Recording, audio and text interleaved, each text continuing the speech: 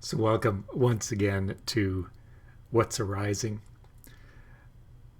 The subject of this particular episode, I want to talk about the light and dark of the know it all or knowing it all. What are the shadows around this culture of needing to know things or needing to have all the knowledge? And I'm coming to this, and this is arising from me because of a few encounters recently with know-it-alls. And what I like to do is take it back often to self and my own journey, especially if I'm triggered around something or frustrated around something that takes me out of self. So that's what I want to talk about. I think there's some interesting insights perhaps for you and me as I explore this particular journey into the know-it-all. And before I get started, I'll ring my bowl again to just get myself present for sure and into the energy of this podcast, and invite you in to be present with it also.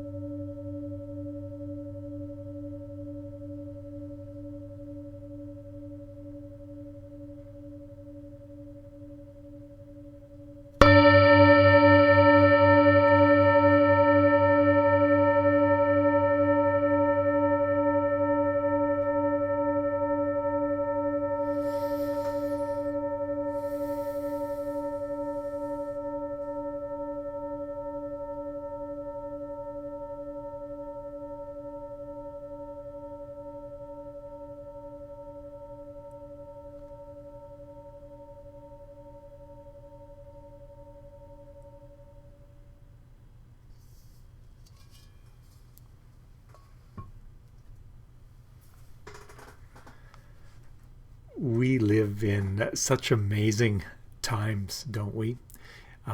This explosion of knowledge and information in this so-called information age. The vast amount of things that are at our fingertips through our phones and computers, through the internet. Ask any question of Google and you'll probably find the answers. There's just so much out there, and so much we're creating in the realm of knowledge and information and collection of data and all kinds of creativity within that too. It has expanded our capacities for healthcare in many ways. Our economics is so much dependent on the information flow. Science has exploded into unknown realms. There's so much understanding of this material world, and also this more and more understanding and information at our fingertips about the non-physical world. And recently, of course, we've got to this place of creating these AI systems, which is going to be explosive again in terms of us being able to know things, to find information. So this has all been a good thing and amazing. But there are some shadow sides to having all this information at our fingertips, and some future possibilities, I think, in that also. What tends to bug me about this world is, and this knowledge is, within the information age, we've almost got to this cult of experts, this cult following of the experts, and putting a lot of our power and praise into these people who are so-called experts and expert knowledge.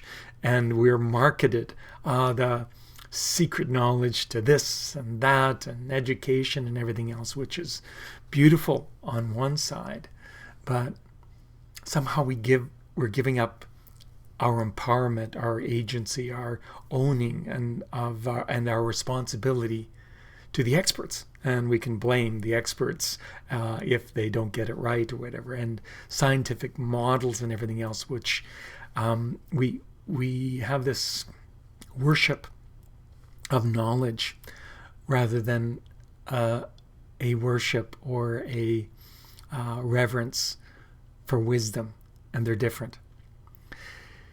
In this information age, in this cult of experts, knowledge is, of course, power, and also power over, in the sense that people have power over you, or you have power over others if you have more knowledge. And we've become accustomed to this as one of the shadows. And power is money, and money is power, and knowledge is power and money.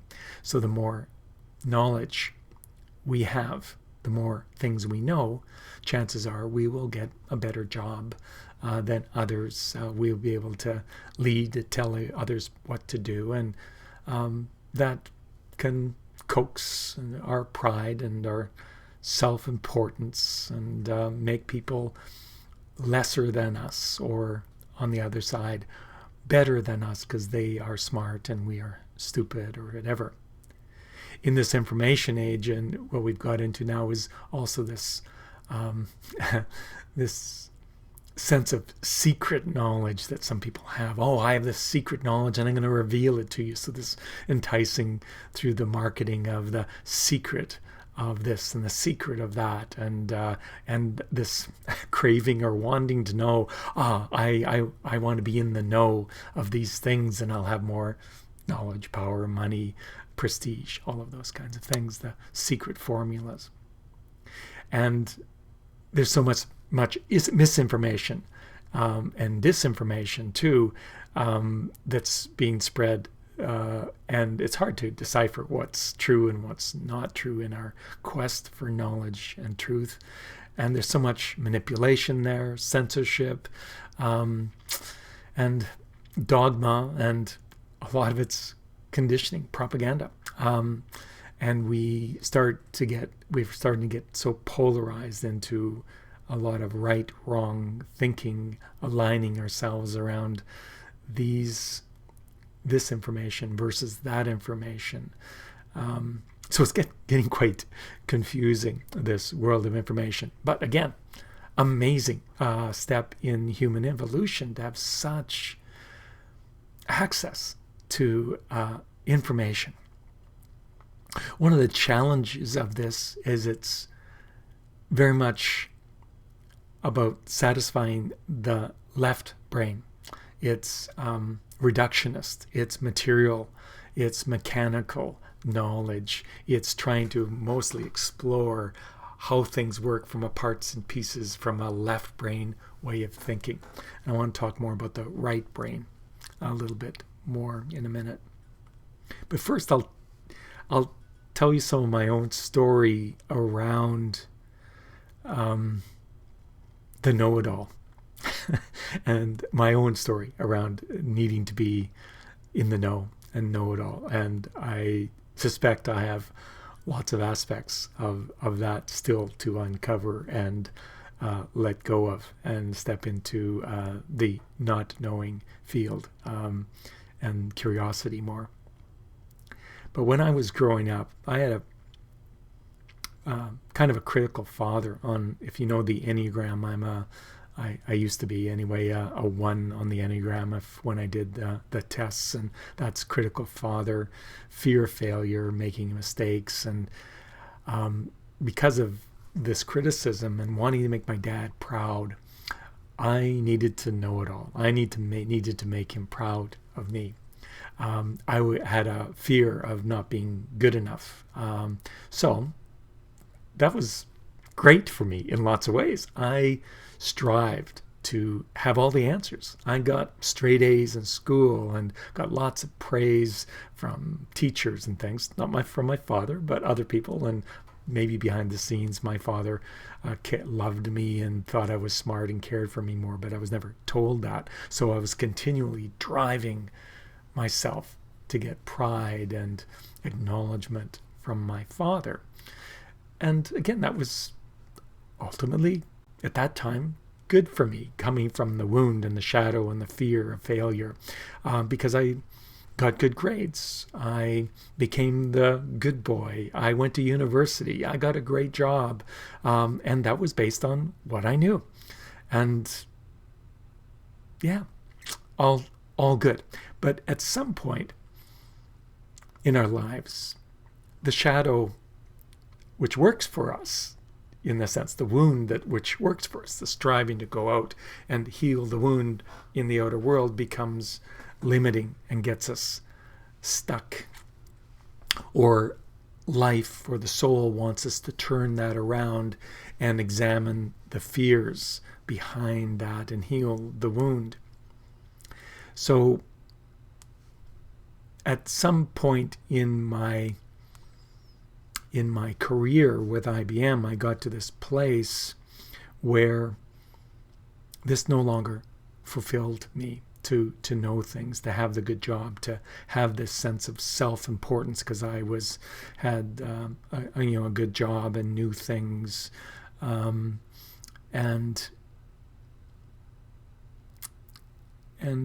also in that time, if I look at some of the challenges that I had after some awareness, I was quite opinionated and judgmental of others. I couldn't stand people in my workplace that were incompetent. Of course, that was projection because I feared incompetence, not knowing it all, not knowing the answers. It limited my capacity to learn because, to go into a learning situation that's brand new, you want to go in with knowing and being comfortable with your incompetence and your inability because you don't know things yet and you've never been taught. But I would probably not even sign up for things, or I'd feel very disturbed because I didn't know things. I felt very vulnerable because I should know things before I was even taught. It was insanity in so many ways. So this made me closed-minded in lots of ways. It was hollow and not fulfilling. And I was not, in that sense, answering those inner questions that would also bubble up, like these deeper questions of, who are you? Luckily, I had this other side of me that kept on pestering me. And that was like an inner inquiry that bubbled up, like, find out who you are. And I also had this curiosity of the unknown. I love Star Trek, this was like one of the questions with there, or one of the parts of the theme was, go where no man has gone before. If I was in the Middle Ages or the age of exploration later on, I would have been on a ship traveling the ocean to unknown lands in curiosity of what's out there, an explorer, an adventurer. And so I had this part of me that loved that and came alive when I traveled, because I let go of what I thought I knew and started to step into some sense of curiosity. And even in university, although I took some other pretty solid subjects, I became interested in things like genetics because there was so much not known about genetics. So those are the subjects I would have loved to gone back and study at that time because there was so much intrigue in that. And only later on did I realize that history, which was kind of factual things that I was already known, and that didn't interest my curiosity explorer side. I came to know that history is a mystery also, because it was written by the conquerors and not always true. So there was a mystery within history that I started to have an appreciation for from that explorer side and that curiosity side.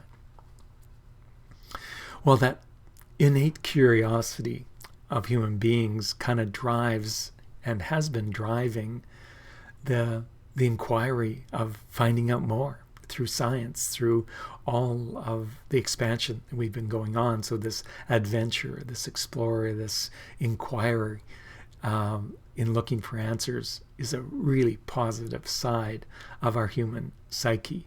So absolutely nothing wrong with that. But if we're in this left brain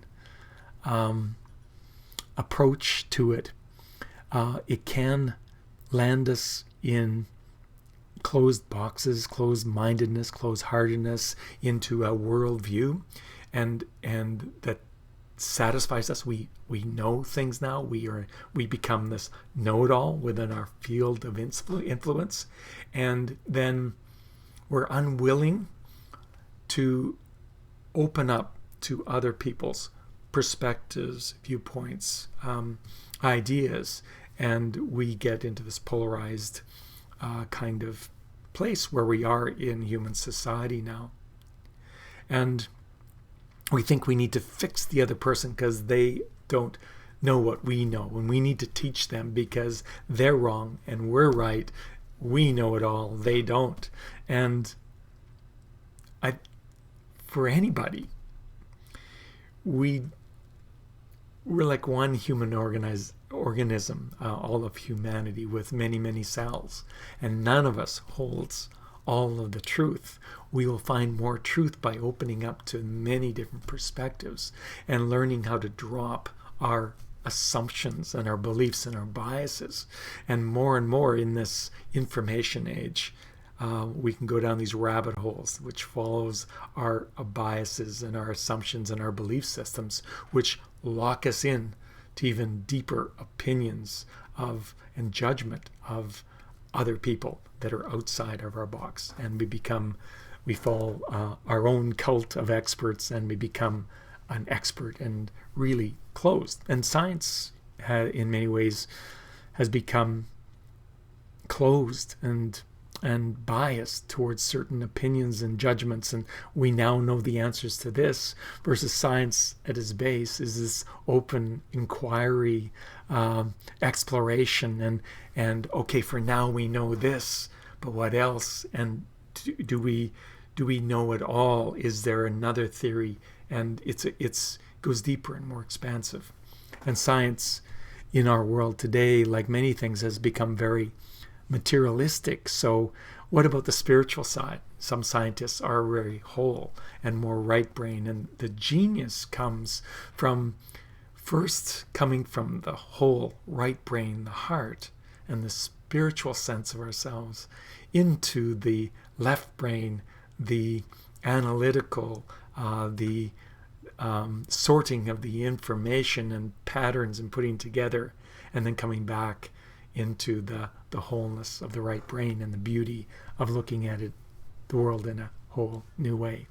So this sense of curiosity, this sense of inquiry, stepping into the mystery of life, I think is extremely important. This quest into the unknown. Who am I? Who are we? Letting go of what we think we know, this knowledge, this conditioning, forgiving ourselves from our mistakes and our fears, and opening our hearts and mind to what's possible versus getting stuck in our worldview and our old problems. So part of this is coming up from an encounter by some people recently, which bugged me, and that they came from a know-it-all perspective, just like I suppose I used to, and sometimes do when I get into that situation. I get very frustrated because I want to explore and dialogue what's real in the situation, and I might start talking about something, I get interrupted, and an assumption is made, and bang, they're telling me what they know before they've even listened. So in my world, more and more over the last few years, I've really appreciated the capacity to dialogue and open our hearts and minds and sit in dropping those assumptions, listening deeply, and that's been a journey for me, and speaking and listening also from the inner voice, saying as I'm called to say something from that deeper knowledge. So instead of here coming from the intuition, inspiration, and I think there's much more opportunity when we can let go of what we think we know, and the conditioning, the dogma, the beliefs, and the assumptions, and come from this place of curiosity and intuition and insight.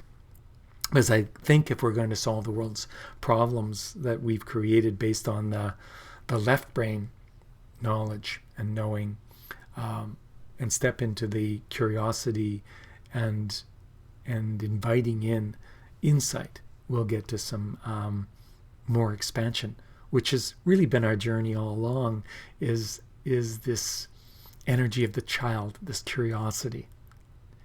And when we come from this child energy, open to the unfolding, it's more creative, it's more playful. What I notice is lots of synchronicity.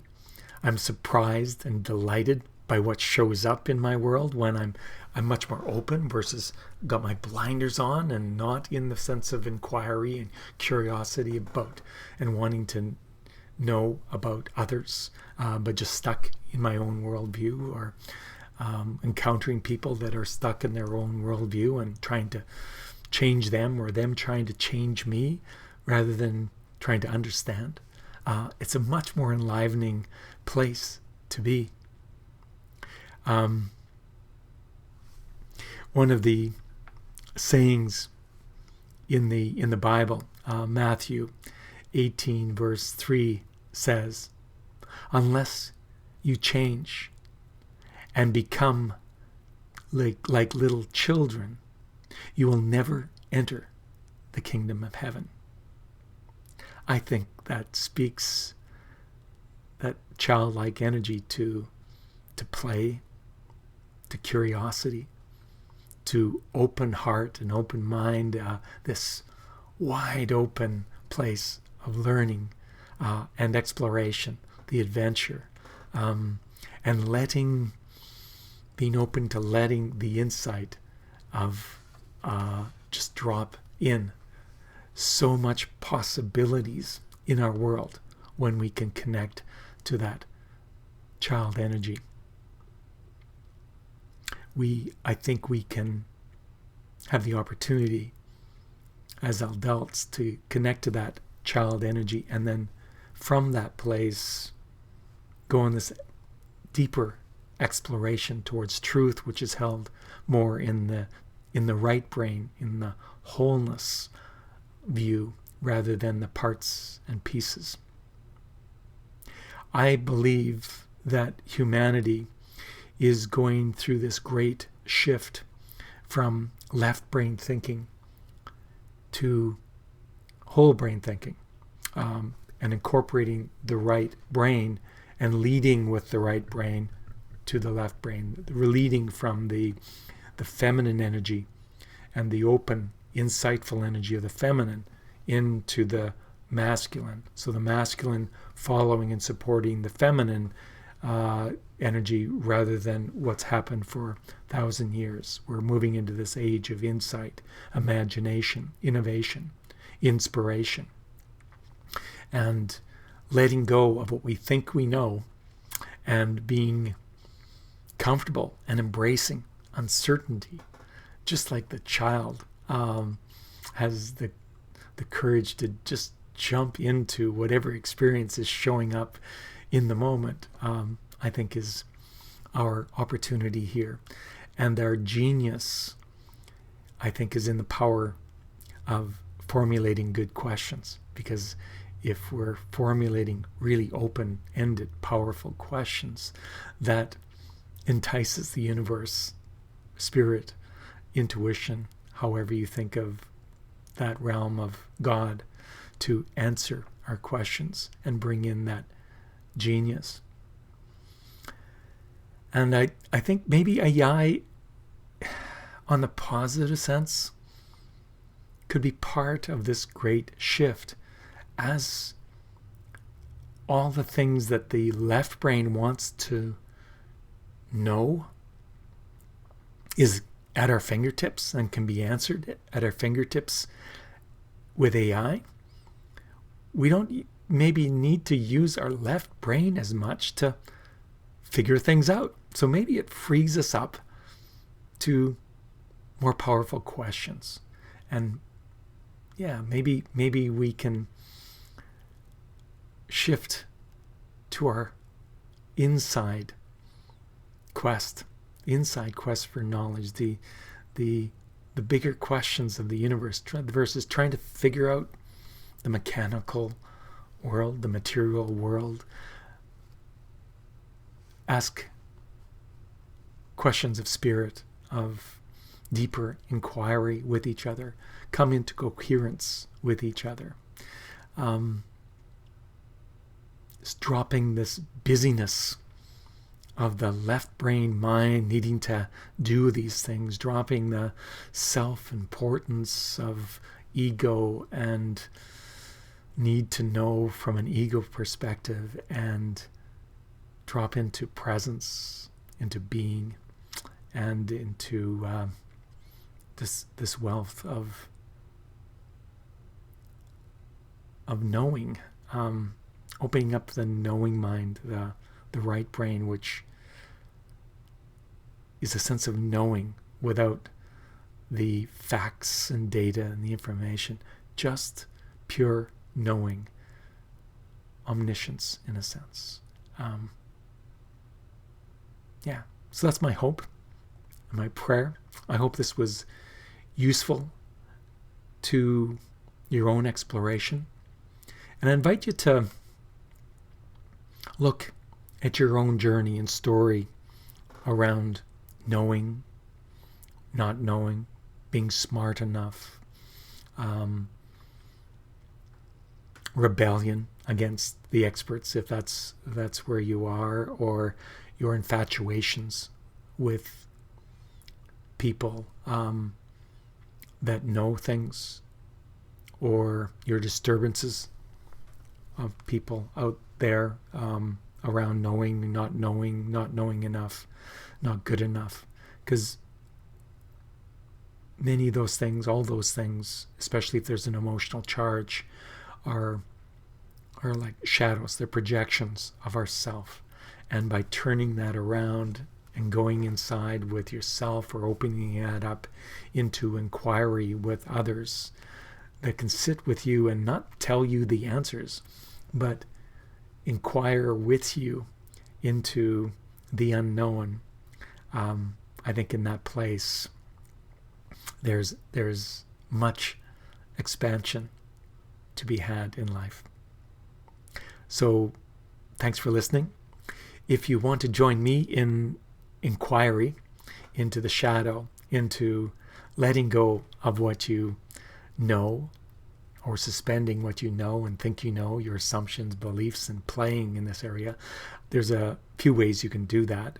On a personal basis, you can work with me in coaching, mentoring, shadow discovery sessions, where we can inquire into what disturbs you, where there's a charge, and see what drops in. That's more about process than me giving you advice or telling you what to do. It's not about that. It's allowing us to open to this childlike energy, stepping into curiosity, so that the what we need to know gets revealed to us. And the other opportunity would be in my dialogues, which you'll also find on the wisdomways.net site, where together we have inquiries into in these insight cafes, in leadership cafes on my elevatework.ca site. There's leadership-based dialogues, into the questions of business. Anyway, yeah, if this podcast was useful to you, please share it with your friends, and all the best in what's arising in and through you. Take care.